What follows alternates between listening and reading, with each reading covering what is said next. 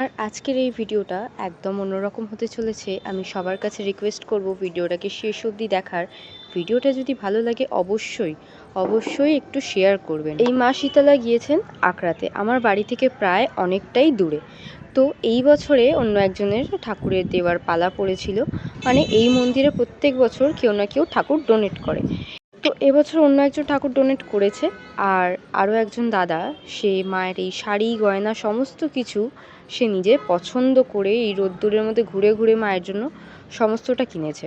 আপনারা দেখতে পাচ্ছেন প্রত্যেকটা জিনিস তার কতটা সুন্দর, মানে সে মাকে ভালোবেসে প্রত্যেকটা জিনিস যেন একদম পুরো মায়ের ফিটিংস, মানে একদম পুরো মায়ের জন্যই যেন জিনিসটা তৈরি হয়েছে, আমার এরকম মনে হলো। আর শাড়িটাও কিন্তু আমি গোটাই পরিয়েছি, আমি শাড়িটাকে কোনো রকম কেটে পরাইনি, আট পৌড়ে করে গোটাই পরিয়েছি। শাড়ি গয়না যে দাদা দিয়েছেন তার অবস্থা আমার মনে হলো না খুব একটা ভালো, কিন্তু তাও তিনি অল্প অল্প করে তার সংসারের খরচ থেকে মায়ের জন্য যে খরচাটা করেছেন সেটা দেখে তো আমার ভীষণভাবে ভালো লেগেছে। আর সত্যি কথা বলতে মাকে সাজানোর পর না একটা একদম নতুন বউয়ের মতন লাগছে।